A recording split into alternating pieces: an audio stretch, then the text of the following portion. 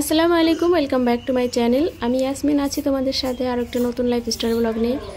কেমন আছো সবাই? আশা করছি সবাই অনেক ভালো আছে, আমরাও বেশ ভালো আছি। সকাল থেকে ভিডিওটা শুরু করলাম। সকালবেলা উঠে ইয়াসিন তুলসী পাতা খাচ্ছে। অ্যাকচুয়ালি বড়রাও কিন্তু এই পাতাটা খেতে কেমন একটু দ্বিধাবোধ করে। আর এদিকে ওকে দেখতে পাচ্ছ কতটা আনন্দ করে পাতা খাচ্ছে। অ্যাকচুয়ালি ওর একটু কাশি হচ্ছে, ওই জন্য তুলসী পাতাটা দিলাম। তো আমি ভাবলাম হয়তো ও খাবে না, কিন্তু কত আনন্দ করে জিনিসটা খাচ্ছে। আজকের এই ভিডিওটা অনেক ছোট। এই ছোট্ট ভিডিওতে আমি বনগাঁর যে জলসা হয়েছিল সেটা তুলে ধরবো। আর ওখান থেকে আসার সময় অ্যাকচুয়ালি ওই ভিডিওটা আমি হিন্দি চ্যানেলে ছেড়েছিলাম, ভাবলাম কি এই চ্যানেলে ছাড়বো না, কিন্তু ভিডিওটা ডিলিটও করতে পারছি না, করতে ইচ্ছেও করছে না।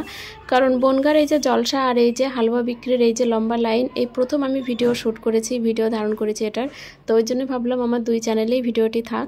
তো ওই জন্য আর কি 2-3 মিনিটের এই ভিডিওটা আমি পোস্ট করছি আজকে। তো এই যে লম্বা সারি সারি করে লাইন দিয়ে এই যে হালুয়া বিক্রি করছিল, খুবই সুন্দর লাগছিল কিন্তু দেখতে।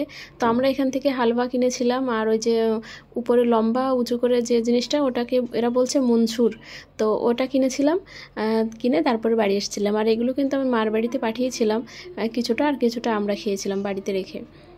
এই হালুয়াটা আগে আমি খুব পছন্দ করতাম, এখন অতটা পছন্দ হয় না। কিন্তু ওই যে মোরব্বা আছে না, চাল কুমড়োর মোরব্বাটা সাদা রঙের, ওটা আমার এখনও পর্যন্ত কিন্তু অনেক প্রিয়। তো এখান থেকে বাদাম কিনেছিলাম, তারপরে ওই যে ঈদের কেনাকাটার মধ্যে ওড়না কিনেছিলাম। তো যাই হোক, এই জিনিসটা আমার এই চ্যানেলেও থাকলো একটা স্মৃতিস্বরূপ। আজকের এই ভিডিওর মাধ্যমে এটাকে আমি পোস্ট করে রাখলাম, তুলে রাখলাম আমার চ্যানেলে, যাতে বরকরার থাকে। আজকের ভিডিওতে তেমন কিছুই দেখাচ্ছি না, পরের ভিডিওতে অবশ্যই ভালো কিছু আসবে। ততক্ষণে তোমরা আমার পাশে থেকো, আমার সাথে থেকো।